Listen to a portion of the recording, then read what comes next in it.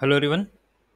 सो कल की क्लास में हमने डिसीजन ट्री को इम्प्लीमेंट किया। हाइपर पैरामीटर ट्यूनिंग मुझे समझाना था और हमने जो मेन हाइपर पैरामीटर्स हैं डिसीजन ट्री के अंदर उनका यूज़ किया। पहले तो मैंने बताया आपको कि देखिए, क्राइटेरिया एक हाइपर पैरामीटर है, मैक्सिमम डेप्थ एक हाइपर पैरामीटर है, मिनिमम स्प्लिट एक हाइपर पैरामीटर है, रैंडम स्टेट एक हाइपर पैरामीटर है। तो ऐसे बहुत सारे हाइपर पैरामीटर हैं डिसिजन ट्री के अंदर। हर एक एल्गोरिदम में होते हैं, वैसे डिसिजन ट्री में भी हैं, लेकिन there are some hyper parameters which are very much important. Okay, जो ज़्यादा कंट्रीब्यूट करते हैं। Okay, so they these are the hyper parameters which contributes a lot, जो मैंने अभी आपके सामने नाम लिए हैं। ऑलराइट, ठीक। तो भाई, आपने क्रॉस वैलिडेशन समझा कि एक डेटा सेट है और डेटा सेट में हम किस तरीके से सैंपल लेते हैं।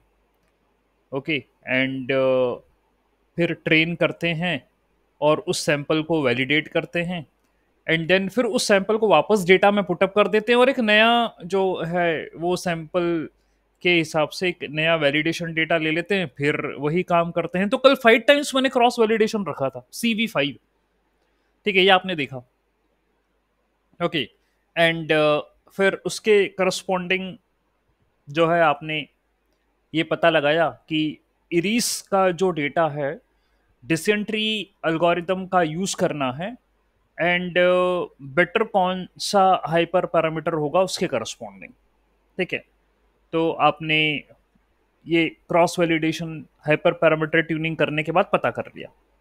ठीक है, और स्कोर भी फिर मैंने प्रिंट करवा दिए थे। 100% एक्यूरेसी आ रही थी। डेटा सेट वैसे ही छोटा है, एल्गोरिदम जो है दमदार है डिसीजन ट्री। तो छोटी जो है डेटा सेट और एल्गोरिदम इतनी, ठीक है, जो पूरा आप ये जानते हैं कि डिसीजन ट्री की जो इशू है वो ओवरफिटिंग का है।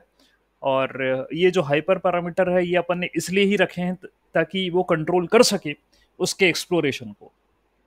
ठीक है, इतने होने के बाद फिर कुछ और बातें हुई और ये कहा कि देखिए, अभी तक तो सिंगल मॉडल यूज करते आ रहे हैं। लीनियर रिग्रेशन भी सिंगल मॉडल यदि प्रिडिक्शन करवाना हो, लॉजिस्टिक रिग्रेशन भी सिंगल मॉडल यदि क्लासिफिकेशन करवाना हो, सपोर्ट वेक्टर मशीन में रिग्रेशन क्लासिफिकेशन दोनों, लेकिन है तो सिंगल मॉडल, और डिसीजन ट्री भी सिंगल मॉडल। तो हमने ये सोचा कि जो डिपेंडेंसी है हमारी वो सिंगल मॉडल पर है, और सिंगल मॉडल गलत जवाब भी तो दे सकते हैं, देते भी हैं। ओके, आपको जो है प्रिडिक्शन करवाना है या क्लासिफिकेशन करवाना है, तो निर्भरता सिर्फ एक ही मशीन लर्निंग मॉडल पर क्यों, वाई? तो ऐसा दिमाग में आया थॉट। तो सोचा कि एक काम करते हैं, अनसेंबलिंग करते हैं। ओके, एंड हम कई मशीन लर्निंग मॉडल को जोड़ के एक मॉडल बनाएंगे। तो कौन सा मशीन लर्निंग मॉडल लें जिसको जोड़ा जा सकता है, कौन सा आसान मशीन लर्निंग मॉडल है जिसको जोड़ा जा सकता है और एक नया मॉडल बनाया जा सकता है। तो नाम आया डिसीजन ट्री। क्यों? क्योंकि आपने इसे आसानी से समझा। जो मैथ्स लगती है इसमें वो भी कोई टफ नहीं है, एक क्राइटेरिया लगाकर ही स्प्लिट करते हो, ये आपका काम है। बाकी यदि हम देखें रिग्रेशन और क्लासिफिकेशन के पॉइंट ऑफ व्यू से, तो दोनों ही काम ये डिसीजन ट्री कर लेता है, और सपोर्ट वेक्टर मशीन भी कर लेता है ये दोनों काम। लेकिन उसकी मैथ्स काफ़ी टफ है सपोर्ट वेक्टर मशीन की। और आपको यदि ग्रुप करना है, अनसेंबल करना है, या बहुत सारे सपोर्ट वेक्टर मशीन लेना है, मैं आपसे पहले भी कह चुका हूं, बड़े डेटा पर support vector machine will take a time to solve. ठीक है, इतना आसान नहीं है, उसे हाइपर प्लेन बनाना है तो टाइम लगेगा। यहां कोई हाइपर प्लेन वाइपर प्लेन नहीं बनाना, ये तो ढूंढ रहा है कौन सा फीचर मेरे को बेटर पता लग जाए जिस पर मैं स्प्लिट हो जाऊं और जो है इंफॉर्मेशन ज़्यादा मिले, एंड मेरी रैंडमनेस कम हो जाए, मेरे में जो अनसर्टेनिटी है वो कम हो जाए, ऐसा मैं चाह रहा हूँ। ठीक है, तो ये काम आपने देखा। ठीक है, सो डिसीजन ट्री को हमने अभी माना, फाइनल करा कि भाई हम आपको अनसेंबल कर लेंगे। तो कल की क्लास में भी मैंने बताया DT1, DT2, DT3। ठीक है, तो ऐसी कई डिसीजन ट्री जो हैं वो हमने ले ली और उन्हें डेटा दिया।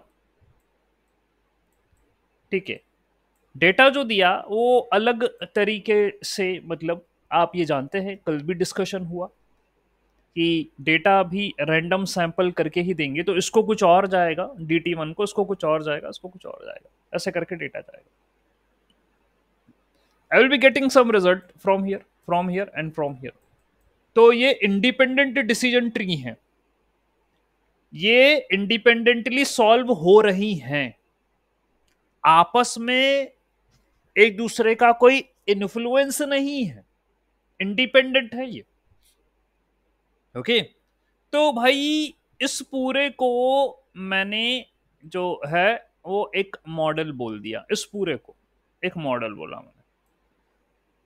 तो ये जितनी भी डिसीजन ट्री हैं ये पैरेलली कनेक्टेड है, मतलब पैरेलल कनेक्शन है ये, और वर्किंग सबकी इंडिपेंडेंट है, ये सब अपना रिजल्ट देंगी।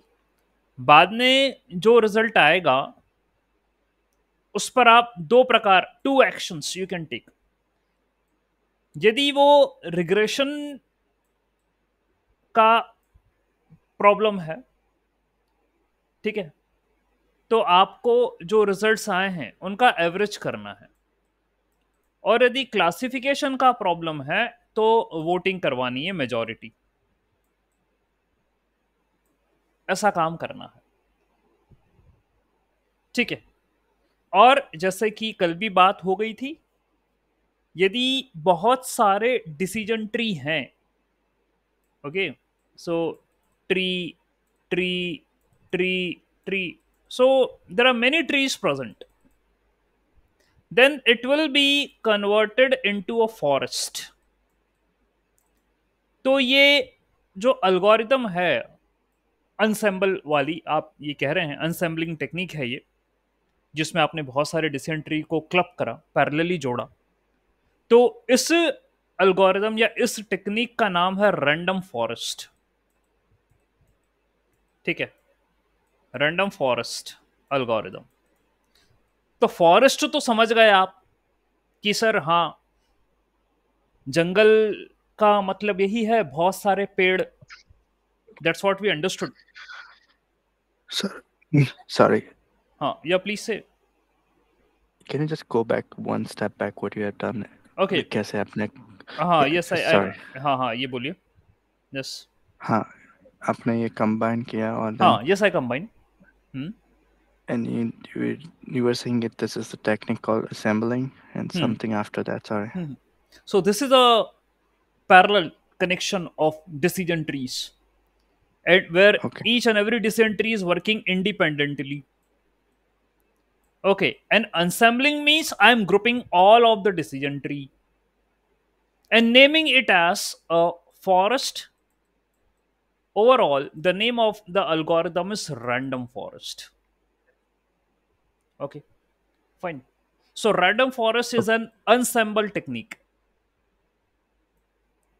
It is also performing regression and classification. It is supervised machine learning algorithm.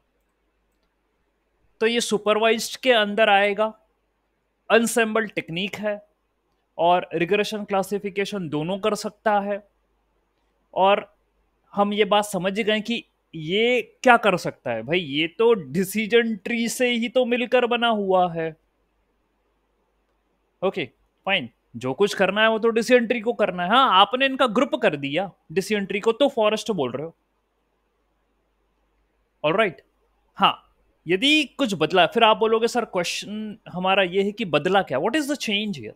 तो हमने कहा पॉइंट नंबर 1, अनसेंबल है, there is no single model, there is a multiple models available, and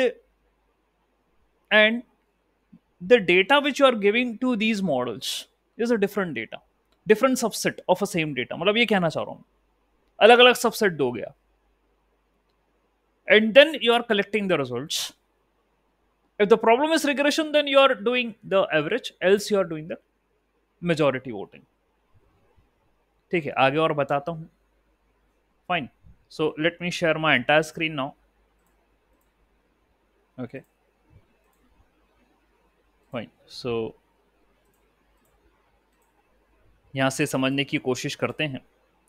and yesterday की class में ही मैं आपको इसका example दे चुका हूं रैंडम फॉरेस्ट का, कि आपको हायर स्टडीज के लिए एडमिशन लेना है कॉलेज के अंदर, कोर्स सिलेक्ट करना है,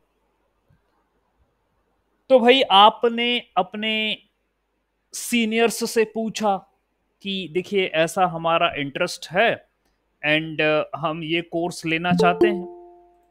ठीक है, ऐसा आपने क्वेश्चन अपने सीनियर से पूछा, तो सीनियर्स ने आपको सलाह दे दी, सजेशन दे दिया कि एक काम करो, तुम जो है this is you and here you talk to your seniors and the senior said you can join institute X, there you can avail course Y. ठीक है, तो आप एक्स इंस्टीट्यूट ज्वाइन कर लीजिए, वहां पर वाई कोर्स ले लेना। तो आपके सीनियर्स ने यह सलाह दी थी। फिर आपने अपने घर वालों से भी पूछा कि मेरी ऐसी इच्छा बन रही है, तो मैं कौन सा कॉलेज लूँ, कौन सा कोर्स लूँ। तो उन्होंने बोला कि आप जेड वाला कॉलेज ले लो और उसमें डब्ल्यू वाला कोर्स ज्वाइन कर लेना। फिर आपने एक्सपर्ट से पूछा, तो एक्सपर्ट ने कहा भाई आपके अकॉर्डिंग मुझे ऐसा लग रहा है कि आप एक्स वाला कॉलेज लो और वाई वाला कोर्स ज्वाइन कर लेना। फिर आपने अपने फ्रेंड्स से पूछा, तो फ्रेंड्स ने कहा कि भाई तुम एक्स कॉलेज ले लो और वाई कोर्स ज्वाइन कर लेना। ठीक है, तो ये जो भी सजेशन दिए जा रहे हैं ये इंडिपेंडेंट डिसीजन ट्री है। ओके, और फिर हम ये बात समझें कि एक्स एंड वाई ये तीन लोगों ने, या तीन जो आपके सजेशन देने वाले थे उन्होंने सजेस्ट करा। ठीक है, सो ऑब्वियसली मेजॉरिटी वोटिंग के हिसाब से जो रिजल्ट आएगा वो एक्स और वाई आएगा। और यही होता है, हम कोई भी काम करने के पहले सलाह लेते हैं 10 लोगों से, सलाह 10 अलग अलग लोगों से सलाह लेते हैं। 10 तो मतलब मैंने एक फिगर दे दिया नाम मैथ्स का, ठीक है, मतलब हम अलग अलग लोगों से सलाह लेते हैं, करना है नहीं करना है। सो जहां पर हमें ओपिनियन सबसे ज्यादा मिलते हैं वो हम सिलेक्ट कर लेते हैं। ये डिसीजन ट्री करता है, ये रैंडम फॉरेस्ट करता है, ये सब डिसीजन ट्री है, ये भी है, ये भी है, ये भी है, ये भी है। ठीक है, इनमें से तीनों ने ये बोला, तो मेजॉरिटी वोटिंग के हिसाब से मैंने यही सिलेक्ट कर लिया। ठीक है, तो ये ओवरऑल रैंडम फॉरेस्ट एल्गोरिदम है। ठीक, मेरे पास उसी का एग्जाम्पल है यहां जो मेरे नोट्स में मेंशन है। ठीक है, फाइन। अब यदि वर्किंग की बात करें रैंडम फॉरेस्ट की, तो जस्ट मैंने आपको समझा दिया कि ये अनसेंबल टेक्निक है ना, जहां पर अपन बहुत सारे मॉडल्स को ग्रुप करते हैं, जोड़ते हैं। यहां पर पैरेलली जोड़ा। तो अनसेंबल टेक्निक भी ना दो टाइप में होती है। Ensembling is divided into two categories. एक होती है बैगिंग और एक होती है बूस्टिंग। ठीक है, there are two types of ensembling, bagging and boosting. आप रैंडम फॉरेस्ट में जो देख रहे हैं वो बैगिंग है, यानी कि आपने मॉडल्स को पैरेलली अरेंज करा है, सारे मॉडल इंडिपेंडेंट हैं, अपना रिजल्ट दे रहे हैं, और बाद में जाकर आप उनको अपने काम के हिसाब से, रिग्रेशन हो तो एवरेज कर लो, और क्लासिफिकेशन है तो वोटिंग करवा लो। ऐसा आप कर पा रहे हैं। लेकिन बूस्टिंग में ऐसा नहीं है। बूस्टिंग में हम जो है सिक्वेंशियल अरेंज कर रहे हैं मॉडल्स को। ठीक है, we are arranging models sequentially, ये बूस्टिंग होता है। ठीक है, एंड देन फिर यहां से फाइनल प्रिडिक्शन लेंगे। तो अरेंजमेंट का हेर फेर है दोनों में, बैगिंग में पैरेलल, बूस्टिंग में सिक्वेंशियल। अच्छा, दोनों ही जो अनसेंबल टेक्निक हैं उनमें यही माना जाता है कि भैया एक मॉडल जो है उससे हम विश्वास नहीं कर सकते कि वो सही देगा, गलतियां होती हैं, इसलिए हमने इतने सारे मॉडलों को जोड़ा ताकि इनसे हम रिजल्ट ले सकें। अब आपका प्रश्न ये भी हो सकता है, सर ठीक है, ये कनेक्शन तो हमने बचपन में तो पढ़े हैं, ये हमने फिजिक्स में भी पढ़ा था इलेक्ट्रिसिटी वाले चैप्टर में कि there could be serial connection, there could be parallel connections, वही करा है यहाँ पर। ठीक, दूसरी बात यह है कि सर इतने सारे मॉडल जोड़ोगे तो कॉम्प्लेक्सिटी भी तो बढ़ेगी ना सर। एक मॉडल जितना टाइम लेता है हल होने में, आपने यदि यहां पर 100 मॉडल ले लिए, 100 डिसीजन ट्री ले लिए, तो सर और टाइम लगेगा सॉल्व होने में। हाँ भाई लगेगा तो सही, एक डिसीजन ट्री जितने समय में सॉल्व होता था, अब आपने 100 डिसीजन ट्री ले ली है तो समय तो बढ़ेगा सॉल्व होने में, क्योंकि एक मॉडल नहीं है। ठीक है, तो सर क्या करें, कंप्यूटेशनल कॉम्प्लेक्सिटी बढ़ रही, तो भाई देखिए आपका जो सीपीयू है वो कितना जबरदस्त है, उसके हिसाब से बात होगी। ठीक है, तो भाई आपका प्रोसेसर i5 i7 i9 जो भी है। दूसरी बात, यहां पर एक हाइपर पैरामीटर होता है एन जॉब्स करके, मैंने बताया भी था आपको, कल भी डिस्कशन में आया एन जॉब्स। तो उसकी वैल्यू यदि -1 रख दो तो जितने भी कोर्स हैं सीपीयू के सब इस्तेमाल हो जाएंगे, पैरेलल प्रोसेसिंग होगी। ठीक है, तो क्योंकि आप ये मॉडल ट्रेनिंग में एक टास्क सबमिट करोगे ऑपरेटिंग सिस्टम को, दोगे कि भाई ये काम करके देना है मेरे को, दे। तो यदि आपने एन जॉब्स इक्वल टू -1 लिखा होगा, हाइपर पैरामीटर ट्यूनिंग में हमने मेंशन करा था आला पैरामीटर, तो वो क्या करेगा, पैरेलल प्रोसेसिंग करवाएगा। सीपीयू में जितने भी कोर हैं, जो प्रोसेसिंग यूनिट्स हैं, सबको सबको यूटिलाइज करेगा वो, और कोशिश ये करेगा कि जल्दी से जल्दी मैं आंसर दे दूं। हालांकि फिर भी टाइम थोड़ा सा लग सकता है। ओके, लेकिन एसवीएम जितना नहीं लगेगा, मैं अभी भी फिर बता दूंगा आपको, एसवीएम तो भारी एल्गोरिदम है। आपके पास यहाँ बहुत सारी डिसेंट्री है, मैंने माना, लेकिन मैथ्स टफ नहीं है इसकी जो एसवीएम की है। ठीक है, और एसवीएम ही चैलेंजिंग एल्गोरिदम है। ओके, तो भाई ऐसा समझे आप, यहां पर आप देख पा रहे हैं यह है बैगिंग, ठीक है, और यह है बूस्टिंग। ठीक है, तो बैगिंग में रैंडम फॉरेस्ट है, बूस्टिंग में बहुत सारी एल्गोरिदम है, there are many boosting algorithms. जैसे कि जो खास है, हम एक्सजी बूस्ट पढ़ेंगे, there is ada boost also, ad ada boost also, there are many boosting algorithms which are available here. ठीक है, तो भाई ये बात है बैगिंग और बूस्टिंग। ठीक, आप देख पाएंगे यहां पर। ठीक है, so it creates, bagging creates different training subset from training data, with the replacement and the final output is a majority voting. Boosting combines weak learners into strong learner. देखो, तो बूस्टिंग भाई जो है ना, एक चीज कहता है, वो ये कहता है कि भाई ये जितने भी डिसीजन ट्री हैं मैंने इनको सीक्वेंस में ऐड करा है, एक के बाद एक लगाया, ये सब कमजोर हैं, वीक हैं, ये they all are weak learners, तो इनको मैं कंबाइन कर कर एक स्ट्रॉन्ग लर्नर, एक स्ट्रॉन्ग मॉडल बनाऊंगा। तो ऐसी बात है ना, यूनिटी में ही तो स्ट्रेंथ है ना। तो भाई बात यह है कि आपका एक मॉडल कमजोर है, 2 3 4 5 6 7 आपने सबको सीक्वेंस में जोड़ दिया, ऑब्वियसली बात है ताकत बढ़ गई। अब कैसे बड़ी ताकत, आप बोलोगे सर एक के बाद एक मॉडल सीक्वेंस में लगाने से कौन सी ताकत बढ़ गई? देखिए बताते क्या क्या लॉजिक बूस्टिंग जो है वो यूटिलाइज करता है। देखिए क्या है, ऐसे समझें, you give data to a model DT1, decision tree 1। तो डिसीजन ट्री 1 में आपने डेटा दिया, डिसीजन ट्री 1 क्या करेगा,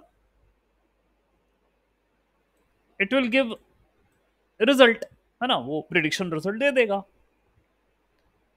उसके बाद you will add another model that is DT2, और DT1 क्या करेगा, उससे फीडबैक देगा कि देख भाई मेरे को ये डेटा मिला था, मैंने ये प्रिडिक्शन दिया, और मैंने ये गलतियां करी थी अपने ट्रेनिंग में, ट्रेनिंग के दौरान मैंने गलतियां करी थी, मैं प्रिडिक्शन इन पॉइंटों पर सही नहीं कर पाया, तो तू ध्यान रखियो। तो DT2 बोलेगा हाँ साहब ठीक है, तूने मुझे बता दिया तूने जो गलतियां करी जिन जिन पॉइंटों पे करी है, तो मैं ध्यान रखूंगा। अब DT2 को डेटा दिया गया, उससे बोला चल तूने समझ लिया ना, तो फिर DT2 ट्रेन होगा, वो कुछ प्रिडिक्शन देगा। अब हो सकता है DT2 से भी गलती हो, लेकिन हमारी ये आशा है कि देखो आपने पुराने वाले से फीडबैक लिया ना, उसने बताया ना कि मैंने ये गलती करी थी, तुम मत करना इस पॉइंट पे, तो उसके पास कुछ तो अंडरस्टैंडिंग आई। तो हमारी ये आशा है, एक्सपेक्टेशन है कि उसने DT1 से कम गलती करी होगी, दैट्स व्हाट वी बिलीव। और यदि मैं एक और मॉडल ऐड करूं यहाँ DT3, और उसको यहां से फीडबैक दूं कि भाई आप पकड़ो, जो गलती मैंने करी ना जहां पे, वो तुम मत करना, DT3 बोलेगा हाँ नहीं करूंगा, ये कुछ प्रिडिक्शन देगा, और ऐसा चलता रहेगा। बाय डिफॉल्ट 100 डिसीजन ट्री एक के बाद एक सीक्वेंस में जुड़ते हैं बूस्टिंग में, बाय डिफॉल्ट। बाकी आपकी इच्छा, 200 देना है, 300 देना है, it's up to you. By default 100 estimators होते हैं, इनको एस्टिमेटर भी बोलते हैं, है ना, ठीक है, ऑलराइट। तो ऐसा है, ये बूस्टिंग है। तो बूस्टिंग में इनको कमजोर बोला जाता है, वीक मॉडल हैं ये, और इन सबको मिलाकर स्ट्रॉन्ग मॉडल बनाया जा रहा है, ठीक है। उसी को हम बूस्टिंग टेक्निक या बूस्टिंग एल्गोरिथम कहते हैं। रैंडम फॉरेस्ट में ऐसा नहीं है, बैगिंग में वहां डिसीजन ट्री इंडिपेंडेंट है, मतलब कोई फीडबैक किसी से नहीं लेता कि तुमने सही करा है गलत करा, नहीं, वो तो जो उन्होंने रिजल्ट निकाल दिया, बाद में आप देख लो, ठीक है, कि वोटिंग करवा लो, यदि क्लासिफिकेशन हो, जो ज्यादा नंबर आ गए बस आंसर दे दो, वहां इतना दिमाग नहीं लगाया उन्होंने, वो अभी भी सिंपल ही रहा रैंडम फॉरेस्ट। बूस्टिंग में उन्होंने थोड़ा सा और जो है दिमाग लगाया कि सीक्वेंस में ऐड करते हैं, और इस तरीके से फीडबैक दिया जाएगा ताकि मेरे आगे वाले मॉडल जो है वो समझ सकें, ठीक है। सो बैगिंग और बूस्टिंग आपने अभी देखा, एंड एडा बूस्ट, एक्सजी बूस्ट, तो कई ऐसे नाम हैं यहाँ पर। So sorry. हाँ, there are many algorithms. Yeah, please say. Then we can just use like XGBoost all the time because it's always good if you have feedback. No, where actually, loop. see, actually it's a boosting algorithm. It's an extreme gradient boosting. Actually, XGBoost comes under gradient boosting technique. Okay, it comes under gradient boosting, and its name is XG boost. So it is extreme gradient boosting. Okay, so that we will study ahead in our boosting algorithms. वहां पर पढ़ेंगे. Boosting में भी Yeah, I जैसे understand. मैंने कहा कि there are different types of algorithms, जैसे एडा बूस्ट है. तो यहाँ पर ग्रेडेंट निकाला जाता है. The concept of gradient is there. Okay. I'm talking about when you're selecting in a lot of this you have to select which one is gonna give you the best score. But other algorithm can give you the best score, but even that it's not good because this is a feedback loop going one after one after हाँ one. हाँ. So that is always a good idea than even getting any other algorithm. Now, I agree with you. It's a good idea that you're taking a feedback from the previous model, that where it did a mistake, and now we are expecting that this model is going to perform well. Okay. Yes. So here, you know what happens? The model which work the best will be rated high. There are a few more things. That's why I told. There are a few more things. Okay. And they are that the model, यहाँ पर क्या होता है, ranking होती है एक. The model which gave the best score, उसको high priority रखा जाता है, high priority. And the model which gave the low score, मतलब जहां पर प्रिडिक्शन गलत हुआ, सबसे ज्यादा गलत हुआ, उसको लो प्रायोरिटी दी जाती है. ओके. तो जब फाइनल आंसर निकाला जाता है, फाइनल कि क्या प्रिडिक्शन देना है मुझे, what will be the last, what will the final prediction, तो उसमें उसमें जो हाई प्रायोरिटी मॉडल्स हैं, या those models which gave the accurate results, good results, high results, उनका वेटेज ज्यादा होता है, मतलब उनकी बातें ज्यादा सुनी जाती हैं. And the models who did the mistake, उनकी बातें कम सुनी जाती है, उनको लो प्रायोरिटी दी जाती है. क्यों? क्योंकि उन्होंने they did a mistake. Alright, ये होता है बूस्टिंग एल्गोरिदम में. ठीक है. क्योंकि आप यदि कहें कि सर फाइनल आंसर क्या आएगा, द लास्ट मॉडल वाला, तो देखिए ऐसा है, यहां पर अगेन प्रायोरिटी दी जाती है. ठीक है, वो मेंशन करते हैं. और हाई प्रायोरिटी वालों को हाई वेटेज दिया जाता है, यानी हम आपकी सुनेंगे, आपने सही काम किया है. जिन्होंने गलती करी है उनको लो ऑर्डर में रखो, लो प्रायोरिटी पे रखो, इनकी बाद में सुनेंगे या सुनेंगे ही नहीं. ठीक है. क्योंकि ऐसे मॉडल मेरे पास अवेलेबल हैं इस सीक्वेंस में जिन्होंने अच्छा स्कोर दिया है, तो ऑब्वियसली उन्होंने जो स्कोर दिया है हमें उसको मानना पड़ेगा. We are okay, we are based on the results which these models. ठीक है, हम उन पर जो है डिपेंडेंट है, खास करके कि इनका रिजल्ट अच्छा आया है तो इन्हीं को मान लो आप. जो जिनका कम आया है या जिनका स्कोर ही कम आया तो उनको. लेकिन रैंडम फॉरेस्ट में ऐसा नहीं था. रैंडम फॉरेस्ट में तो सब इंडिपेंडेंट थे, सभी बेस्ट थे. लेकिन यहां नहीं है. यहां सब भी वीक हैं, लेकिन इन वीक में जो अच्छा दे रहा है उसको अपन ने हाई प्रायोरिटी में कन्वर्ट कर दिया. ठीक है, वेट असाइन करते हैं, वेटेज दे दिया उसे. ठीक है, तो इस तरीके से वर्किंग होती है. Yes, any doubt please, you can ask. If you are having any doubt please you can ask. ये बूस्टिंग का कॉन्सेप्ट है. हाँ, I got the idea, but I'm saying then we don't have to worry about if we're doing any other models. We just have to look about this model only. That's my thinking. Because अगर हम दूसरा भी model लेंगे, then it's even we getting a good result. This is the best idea. You always do feedback thing. It's always the best idea than just getting any result. Even we getting a high result from different algorithm. But in my head, I'm thinking this is the best idea because I always want to get the feedback loop. This is the best idea, and this is also used one of the good algorithms, that is boosting one. Assemble भी है, पहली बात तो assemble है, that means I am having many models, and second feedback based है. ठीक है, that means और strong है, ये strong model है rather than the previous. और ये regression classification दोनों कर सकती है. Let me tell you one more thing. ठीक है, this is assemble and supervised. Regression classification both it can do. ये है बूस्टिंग की खासियत. Okay fine. सो इसको आगे पढ़ेंगे, लेकिन ये टॉपिक क्योंकि असेंबलिंग में है तो वो आएगा. और आया भी, ये देखिए, ये बूस्टिंग में आपको अपना समझ में आ जाएगा। सिक्वेंशियल अरेंजमेंट है, ये मेरा डिसीजन ट्री है, ये फीडबैक गया वापस यहाँ पर, उसको फिर सबमिट कर दिया, फिर ये गया, फिर यहाँ पर फिर सबमिट कर दिया। बाद में देखा कि कौन सा क्या बेटर है, हम उसमें से देख लेंगे on the basis of the models which give the good scores और गुड रिजल्ट्स। ठीक है, बैगिंग में आप देख पा रहे हैं, this is diagram, simple diagram से, all parallel, this is sequential.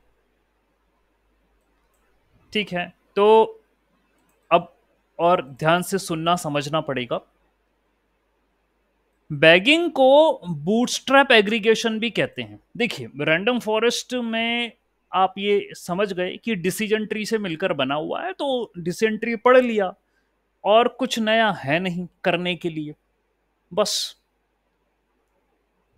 Decision tree algorithm आप जानते हो, उसी से तो मिलकर बना हुआ है, तो अब कुछ है नहीं मॉडल के अंदर। अप्रोच डेटा देने की वो समझना पड़ेगी बस। क्या इन्होंने कहा, बैगिंग जो है वो बूटस्ट्रैप एग्रीगेशन है। बूटस्ट्रैप एग्रीगेशन, दो अलग अलग बातें हैं, ये एक साथ तो कही गई लेकिन दो अलग अलग बातें हैं। बूटस्ट्रैप जो है ये डेटा का रैंडम सैंपलिंग करके दिया गया है डिसीजन ट्री को, that is bootstrap.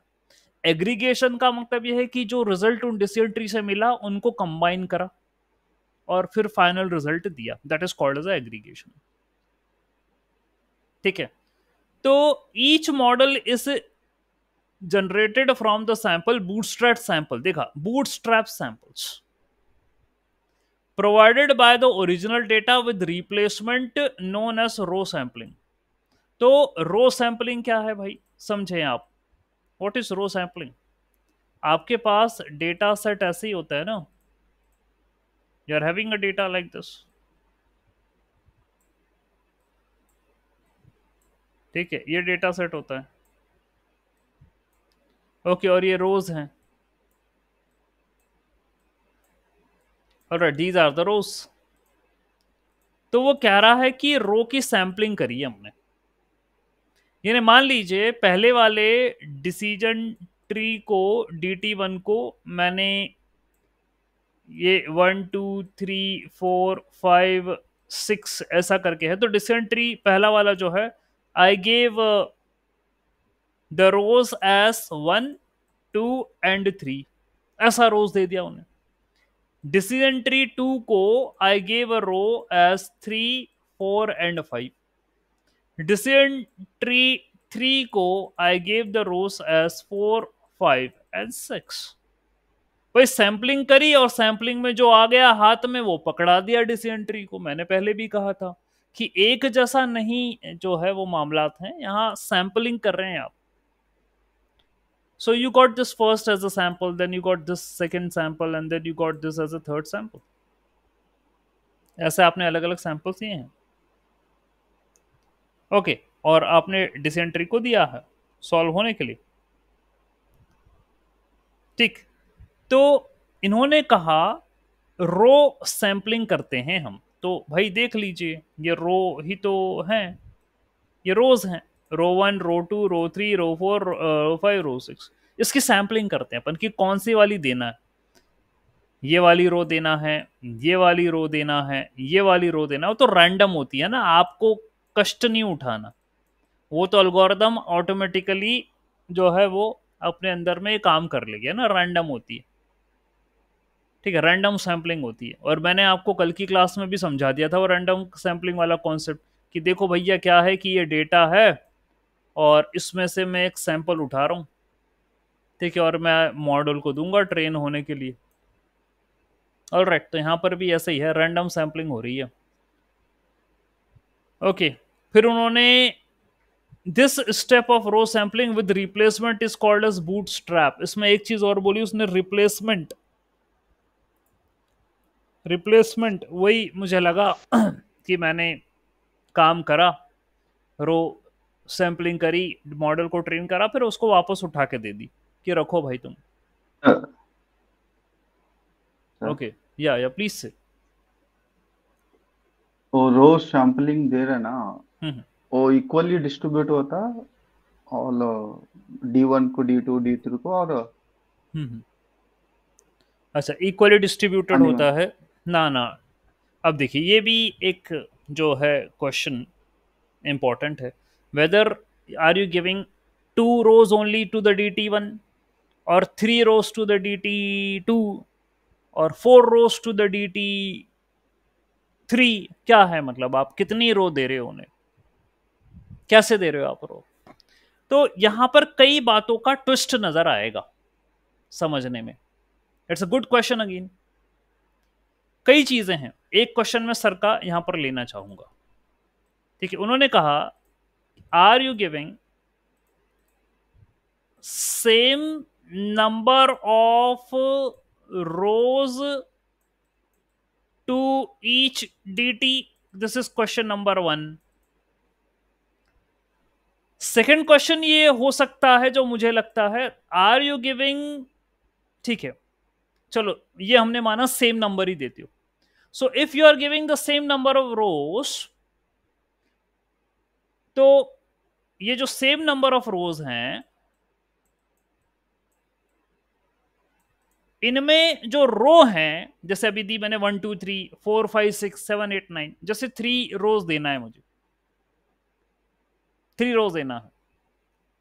So can it be any of the 3 रो? कोई भी 3 रो हो सकती है जिसमें मतलब कॉमन भी आ सकता है क्या कभी? जैसे हमने करा 1 2 3, फिर दूसरे में करा 3 4 5, तो 3 कॉमन आ गया। तो क्या कॉमन भी हो सकता है? Is it possible? ठीक। फिर एक और क्वेश्चन मेरे मन में आया कि हम क्या पूरा डेटा दे रहे हैं कंप्लीट रो, लेकिन शफल करके?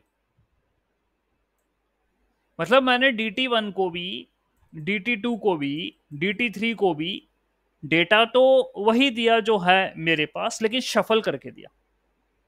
इसके पास कुछ और ऑर्डर में आया, इसके पास कुछ और ऑर्डर में आया, इसके पास कुछ और ऑर्डर में आया। डेटा तो वही था, लेकिन शफलिंग कर दी रो की। तो ऐसे कई क्वेश्चंस हैं जो कि उठते हैं डिसेंट्री को लेकर। या प्लीज से क्या लग रहा है? और मेरे हर लेक्चर में हर टाइम जब भी मैंने डिसेंट्री पढ़ाया, क्योंकि मैंने क्या बोला, मतलब रैंडम फॉरेस्ट पढ़ाया, तो मैंने कहा कि भाई देखो रैंडम फॉरेस्ट एल्गोरिथम में कुछ नहीं है, वो डिसेंट्री से मिलकर बना, डिसेंट्री पढ़ चुके हो। यदि कहीं कुछ पढ़ना है तो इतना ही पढ़ना है, ये एग्रीगेशन भी नहीं पढ़ना, उसमें भी कोई इशू नहीं। सिर्फ यदि आपको बूटस्ट्रैप समझ में आता है, समझो रैंडम फॉरेस्ट समझ में आ गया। ठीक है, तो क्या कह रहा है वो, generate samples, various samples are generated, and they are generated from row with replacement, बदला जा सकता है। तो कई सैंपल वो क्रिएट कर सकता है, many samples can be created. अब यदि मैंने पूरा की पूरा डेटा ले लिया, तो क्या ओवरफिटिंग वाली स्थिति है?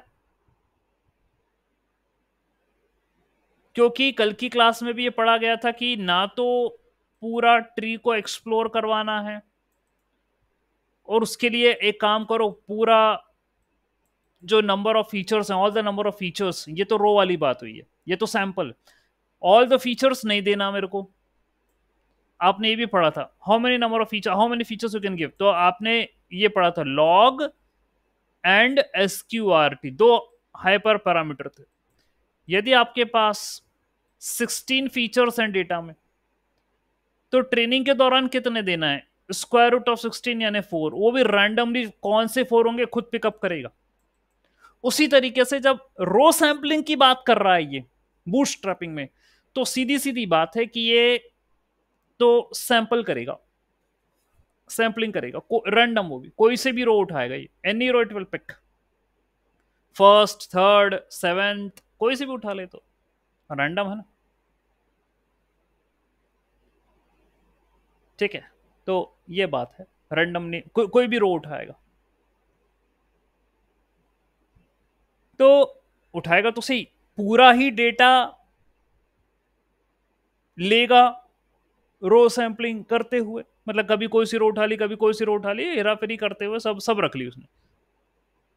या सिर्फ जो सैंपल्ड आएंगी उन्हीं को रखेगा, मतलब जो एक सबसेट आएगा उन्हीं को रखेगा ये, और इसी से वो ट्री को ट्रेन करेगा। ये कुछ बातें हैं जो आगे डिस्कशन में क्लियर होंगी हमें, ठीक है। बाकी ये वाली जो लाइन है कि वोटिंग होगी, majority and all this things ना, ये तो भाई उसमें कोई मैटर ही नहीं, एग्रीगेशन है। तो जो डिसेंट्री मेरा रिजल्ट दे देगा बस उसके हिसाब से वोटिंग करवा लूंगा, दैट्स इट, ये काम खत्म कर लेंगे, ठीक है।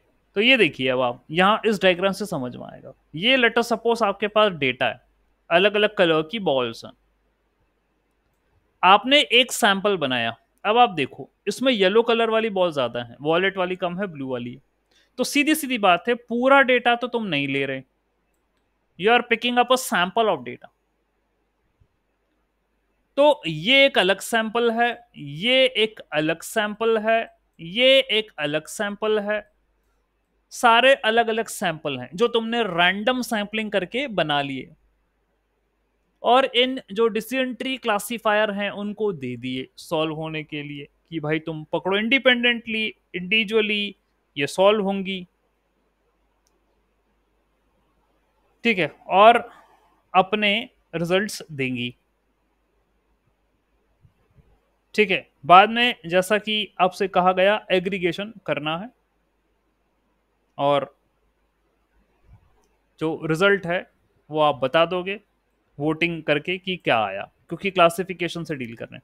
तो देखो क्या हुआ, let's now look at example of breaking it down with the help of following figure. The bootstrap sample is taken from the actual data, ठीक है। तो 3 सैंपल उठा लिए with a replacement, which means that there is a high possibility that each sample won't contain unique data। मतलब with replacement है तो सीधी सीधी बात है 1 2 3, अगला हो सकता है 3 4 5, है ना, ऐसा हो सकता है। मतलब रिपीट हो गया भाई, वो 3 वाली रिपीट हो गई, मतलब ऐसा नहीं था 1 2 3 4 5 6, दैट्स अ यूनिक, है ना, एक को यूनिक मिला, दूसरे को और यूनिक मिला, ठीक है, ऐसा हो गया। या any suggestion please let me know. आपको स्क्रीन दिख रही है? Are you able to see the screen? ये आपको white Yes, sir. Yes, white sir. है ना, वाइट दिख रहा है ना आपको, मैं यही बता रहा था। Yeah, yeah. Okay, that's what I am teaching. तो यहां आपने देखा bootstrap 1, bootstrap 2, bootstrap 3, that means 3 different samples are collected from the data. It's not mandatory that all are unique, there might be mixing of the rows in them. So 1 2 3 ये एक bootstrap sample, 3 4 5 ये दूसरा bootstrap sample, 5 6 7 या 4 5 6 ये तीसरा bootstrap sample। Dysentery को पकड़ा दिया कि भाई ले लो, मॉडल 1 मॉडल 2 मॉडल 3 को दे दिया, और इंडिपेंडेंटली ट्रेन करा इनको, independently train, each model will generate the result, सभी देंगे वो। तो बाद में आपकी इच्छा है आप उनको वोटिंग करवा लो, और जो ज्यादा नंबर आया है बस उसको बोल दो हाँ भाई तुम ही हो आंसर, दैट्स इट, ये बात खत्म हुई। एक और एग्जांपल दिया है यहाँ पर, ये देखिए, ये एक्चुअल डेटा है, this is the actual data, इसका सैंपल करके अलग अलग 3 मॉडल को दिया, ठीक है। ये bootstrap sample 1, bootstrap sample 2, bootstrap sample 3, ये मॉडल 1 मॉडल 2 मॉडल 3। तो यहां पर मॉडल 1 एंड मॉडल 2 ने स्माइली दे दिया, तो फाइनल आंसर क्या आया? स्माइली। ये मेजॉरिटी वोटिंग से पता चला, ओके, ठीक। रैंडमफॉरेस्ट यही काम करता था, आपको बूटस्ट्रैपिंग ही समझना। बाकी तो ये एग्रीगेशन हो गया लास्ट में, मेजॉरिटी वोटिंग वाला, ठीक है। ये बातें आगे भी रिपीट होंगी, होती रहेंगी, ठीक। अगला है बूस्टिंग। बूस्टिंग भी भाई इंपॉर्टेंट टेक्निक है, लॉजिक तो बता ही दिया मैंने, हाउ द बूस्टिंग वर्क, ठीक। तो जो बूस्टिंग एल्गोरिथम है ये भी कंबाइन करती है मल्टीपल मॉडल, आपने देख ही लिया, सीक्वेंशियली अरेंज करती है और उनको बोलती है तुम कमजोर हो, वीक हो, तुम सीखने में वीक लर्नर हो, आपको हम सीक्वेंस में कंबाइन करके स्ट्रॉन्ग बनाएंगे, ये हम काम करेंगे। तो बाय यूजिंग वीक मॉडल्स, इसमें इन्होंने वीक ही कहा है उन्हें, है ना। तो ठीक है, now there are successful boosting algorithms, जैसे एडा बूस्ट हो गया, ये सक्सेसफुल है, that was developed for binary classification, specially binary classification करने के लिए एडा बूस्ट को डेवलप किया गया था। इसका नाम एडप्टिव बूस्टिंग है, ठीक है। And it combines the weak classifiers into strong classifier, into single strong classifier, है ना, ये वही चीज है, वीक क्लासिफायर्स को स्ट्रॉन्ग क्लासिफायर में कंबाइन करके जो है वो बताया गया है। There are various other boosting algorithms, जैसे मैंने एक्सजी बूस्ट बता दिया मैंने, ठीक है, ग्रेडियंट बूस्टिंग का ही एक फॉर्म होता है ये, तो ये भी एक एल्गोरिथम है। There are other also boosting के अंदर, वो देखेंगे अपन जब बूस्टिंग पर आएंगे, इसके बाद बूस्टिंग पर ही आएंगे, ठीक है, रैंडम फॉरेस्ट हो जाए। तो भाई ये बात है, ठीक। अब अपन रैंडम फॉरेस्ट की स्टेप्स पढ़ लेते हैं, क्या कह रहा है, हाउ द एल्गोरिथम वर्क। तो रैंडम फॉरेस्ट में डेटा का सबसेट बना, simply put n random records and m feature are taken from the dataset having k number of records, ठीक है। तो भाई ऐसा है, आपके पास n रोज हैं, m कॉलम्स हैं डेटा में, सैंपलिंग करोगे n रोज और m कॉलम्स की, तो आपको यहां पर मिलेगा what they are saying k rows. तो n में से k रोज का सिलेक्शन हुआ और m कॉलम्स लेकर चल रहे हैं। इसमें भी आप कर सकते हो, इट्स नॉट लाइक कि आप पूरा की पूरा m, यदि सारे नंबर ऑफ कॉलम्स हैं वो ले लो ना। यदि आपके पास 16 कॉलम्स हैं तो you can take the under root of m, यानी under root of 16, you will get 4। तो सिर्फ 4 कॉलम दो DT1 के अंदर ट्रेन होने के लिए, कोई भी 4 आ सकते हैं, वो भी रैंडम। यहाँ जहां सारा पूरा डेटा में डेटा का सिलेक्शन ही रैंडम है, ठीक है। तो जो k number of rose select हो रही है वो भी रैंडम, और जो m number of column select हो रहे हैं वो भी रैंडम, सब रैंडमली सिलेक्शन हो रहा है और ट्री सॉल्व हो रही। कभी किसी ट्री में कुछ जा रहा है और दूसरी ट्री में कुछ और जा रहा है, सबको एक जैसा डेटा नहीं दे रहे, तो भाई तभी तो यार आप एक सोचो, पैरेलल अरेंज कर रहे हो, सबको एक ही जैसा डेटा थमा दोगे तो सब एक ही जैसा रिजल्ट निकाल देंगे, ये तो कॉमन सेंस की बात है। तभी तो भैया सबको एक जैसा नहीं पकड़ा है, ठीक है, सबको अलग अलग डेटा दिया कि तुम इससे ट्रेन हो, तुम इससे ट्रेन हो, तुम इससे ट्रेन हो, कुछ सैंपल तुम्हारे में आ जाए, कुछ सैंपल तुम्हारे, तो ओवरऑल मेरा मॉडल जो है वो सारे सैंपल से तैयार हो जाएगा, कोई दिक्कत नहीं, ये हम काम करेंगे, ठीक है। यही आपको इनिशियल स्टेप दी गई, जो बोला गया, ठीक है, कि रैंडम फॉरेस्ट में सबसे डेटा सब यही बूटस्ट्रैपिंग होती है। So individual decision tree are constructed for each sample, है ना, अपने अपने सैंपल के हिसाब से ट्री कंस्ट्रक्ट करी जाएगी। Each decision tree will generate an output, सब जनरेट करेंगे और वोटिंग करवाई जाएगी। Majority voting will be done for classification और रिग्रेशन रिस्पेक्टिवली, ये करा जाएगा। फॉर एग्जाम्पल और भी है मेरे हाथ में, यहां देख सकते हैं कि एक फ्रूट बास्केट है, आपको बताऊंगा, यहां नीचे दे रखा है, ये रहा, this is a fruit basket, इसमें हर प्रकार के फ्रूट हैं, पाइनएप्पल भी है, एप्पल भी है, बनाना भी है, चेरी भी है, ग्रेप्स भी है, सब है। तो ये फ्रूट बास्केट है। अब क्या हुआ फ्रूट बास्केट में, let n be the number of samples are taken from the fruit basket and an individual decision tree is constructed on each sample, यानी आपने जो भी नंबर ऑफ सैंपल लिए उस पे कई अलग अलग ट्री बनाई। The final decision tree will generate an output as shown in the figure.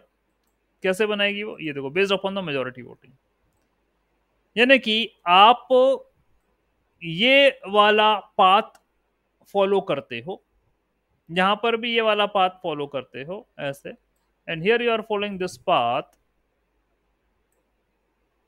अब आपको ये भी समझना पड़ेगा कि ये लॉजिक क्या है भाई, व्हाट इज द लॉजिक। ये जो पाथ आया है ये क्या है, मतलब आपको क्वेश्चन का ही गिवन होगा वहां कि देखिए मैं मुंबई सिटी में आईआईटी में कंप्यूटर साइंस इंजीनियरिंग ब्रांच लेना चाहता हूं, तो मुंबई सिटी में आईआईटी में कंप्यूटर साइंस इंजीनियरिंग ब्रांच में एडमिशन है। तो जब एक ट्री सॉल्व हो रही तो उसमें इस प्रकार से नोट्स बनते आ रहे हैं, दूसरी हो रही तो उसमें इस प्रकार से बन रहे हैं, तीसरी, क्योंकि यार अलग अलग सैंपल दिया ना तुमने, अलग अलग सैंपल दिया था, ठीक है, तो भाई वो नोट्स भी अलग अलग बन रहे हैं। आप ही जानते हैं डिसेंट्री कैसे टूटती है, वो करा ना वेदर वाला डेटा, वेदर डेटा तो जानते ही हो, आपने बड़े प्यार मोहब्बत से समझा था, है ना, कि खेलना है कि नहीं खेलना football, I hope you remember, है ना। तो वहां पर आउटलुक था, टेम्परेचर, रेनफॉल, ह्यूमिडिटी, ये सब थे, ठीक है। तो आपने जीनी वगैरह ला के पूरा उसको इस प्रकार से बनाया था, वो ये भी वैसे ही बन रहा है, लेकिन अलग सैंपल है तो अलग अलग वो पाथ बनेगा। मुझसे क्वेश्चन ने पूछा गया कि बताओ क्या चांस है मुंबई में आईआईटी में सीएससी लेने के, क्या चांसेस है, यस या नो, मिलेगी कि नहीं मिलेगी। तो ये कह रहा है यस मिल जाएगी, ये कह रहा नहीं मिलेगी, ये कह रहा है यस मिल जाएगी, तो मिल जाएगी यस। उसी तरीके से यहां पर भी आपके सामने देखें तो ये आया क्लास ए, ये आया क्लास ए, ये आया क्लास बी, वोटिंग करवा लो तो क्लास ए जीत गए, दैट्स इट, यही बोला गया। In the below figure you can see that the majority decision is taken, और एप्पल मेरा फाइनल आंसर था। ये नहीं कि बताऊं डेटा कैसा होगा, डेटा सेट क्या होगा, डेटा सेट ये होगा फ्रूट्स का, जिसमें एक कॉलम होगा शेप, एक कॉलम होगा टेस्ट, एक कॉलम होगा कलर, और एक कॉलम होगा फ्रूट का नाम। तो शेप यदि स्फेरिकल है, टेस्ट एप्पल, ये एप्पल का टेस्ट कैसा होता है, मीठा होता है, मीठे ले लें तो भैया स्वीट है। कलर क्या, रेड कलर का होता है, तो वो एप्पल है। फिर अगेन कोई और फ्रूट ले लो, उसका शेप, उसका टेस्ट, उसका कलर ले लो और बोलो कि ये बनाना था, फिर ये पाइनएप्पल था। तो यदि मुझे क्वेश्चन में आया कि शेप स्पेरिकल है, टेस्ट स्वीट है, कलर रेड है, तो बताओ कौन सा फल है वो। तो ये मेरी एक ट्री जो एक्सप्लोर, ये तो एक्सप्लोर हुई, ये एक्सप्लोर हुई, इसने सब दे दिए, लेकिन ये वाला जो पाथ था ये उस पाथ को बता रहा है कि जहां पर शेप स्फेरिकल है, कलर रेड है, टेस्ट स्वीट है, तो वो एप्पल है।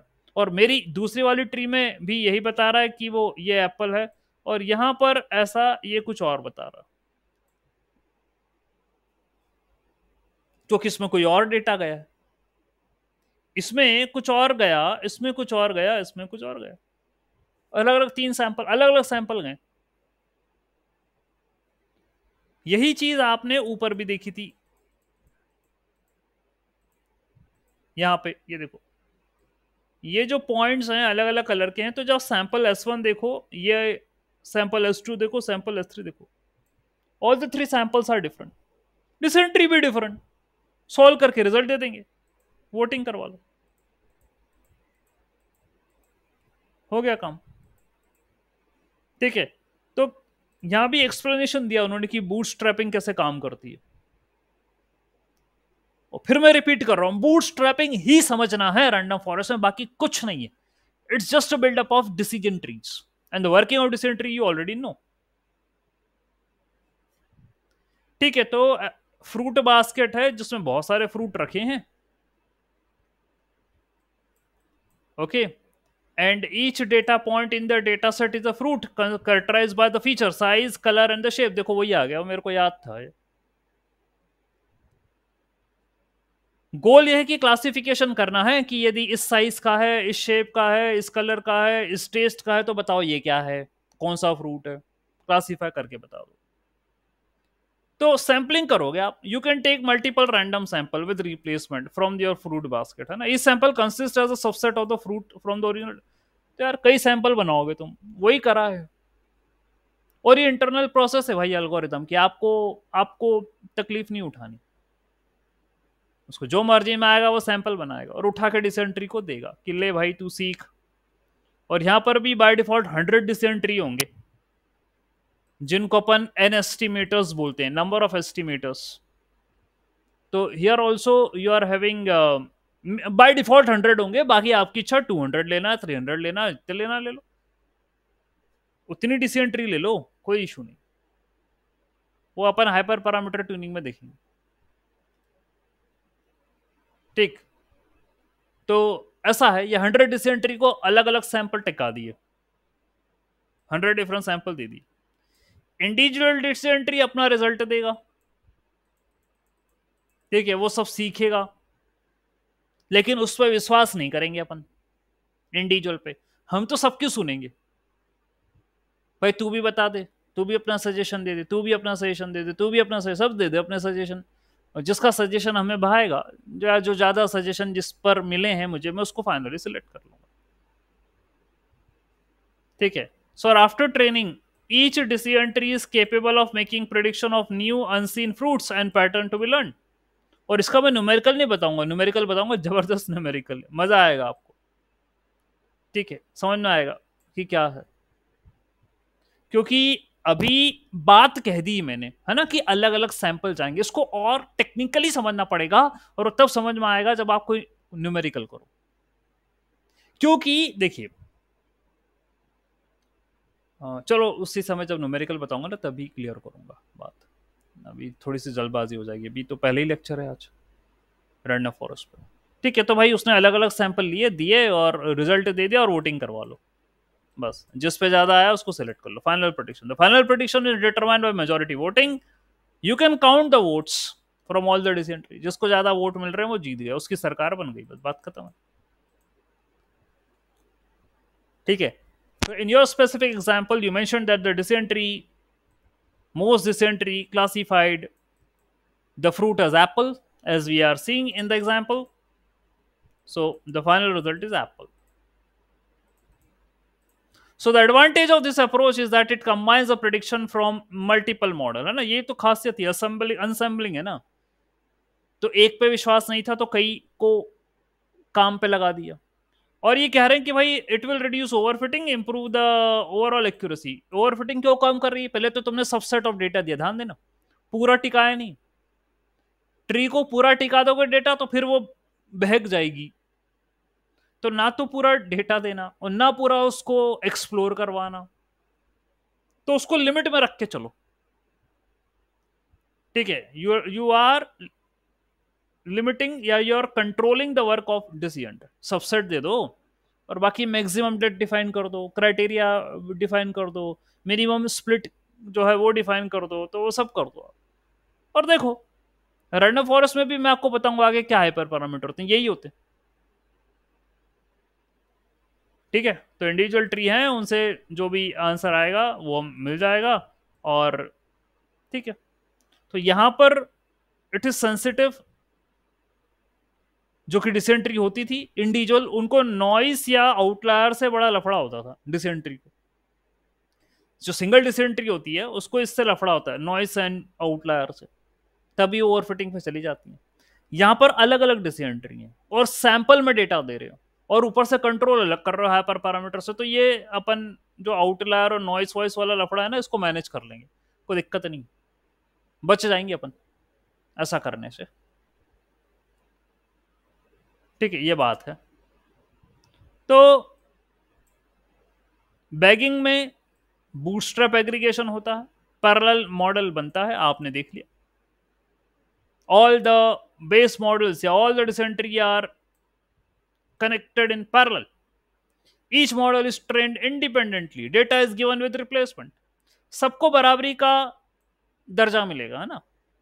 बूस्टिंग में जैसा आपने देखा कि वहां पर जो अच्छा आंसर देता था उसका वेट बढ़ा दिया जाए, यहां ऐसा नहीं, सबको बराबर माना जाएगा, equal weightage to all. Okay, variance reduction यानी कि भाई this aims to reduce the variance, क्योंकि वेरियंस हाई होगा तो ओवरफिटिंग। तभी तो हमने कहा कि डेटा को सैंपल में दो, वही बूटस्ट्रैपिंग है। डेटा सैंपल में आएगा तो फिर आपको जो है बच जाओगे ओवरफिटिंग होने से। ठीक है, तो ओवरफिटिंग से बच गए। And random forest is also well known ensemble technique where multiple decision trees are used. Boosting तो सिक्वेंशियल होता है, वीक लर्नर होते हैं, और you are going to train the data on entire, मतलब you are going to train the model on entire data set but with different weights assigned to the data points। Her data point को अलग अलग wait दिए जाते हैं, तो जिस data point पर मॉडल गलती करता है उसका वेट बढ़ा दिया जाता है, और वही एज अ फीडबैक अगले मॉडल को दिया जाता है कि देख भाई मेरे से इस पॉइंट पे गलती हो गई। तो सामने वाला समझेगा कैसे कि उस पॉइंट पे तुमने गलती करी थी? देखो, इनिशियल वेट था W, तुमने उसका वेट बढ़ा दिया, 2W कर दिया उसको, तुमने उस पॉइंट पे गलती करी उसको समझने, तो 2W कर दिया। तो दूसरा मॉडल ऐसे समझेगा कि भाई इसका वेट बढ़ा हुआ नजर आ रहा है मेरे को, यानी ये सामने वाले ने इसी पॉइंट पे गलती करी है, मेरे को सुधार करना है, need to learn better. Okay, that's what we have to do. Okay, तो ये आपका जो है what we say as a boosting. ठीक है, फाइन। तो अब मेरे पास बचा है just difference between random forest and decision tree. Hyper parameters के बारे में बता दूंगा। ओके, तो कल की क्लास में अपन कंटिन्यू करते हैं और देखते हैं कि रैंडम फॉरेस्ट में और क्या हमारे पास बेटर है समझने के लिए।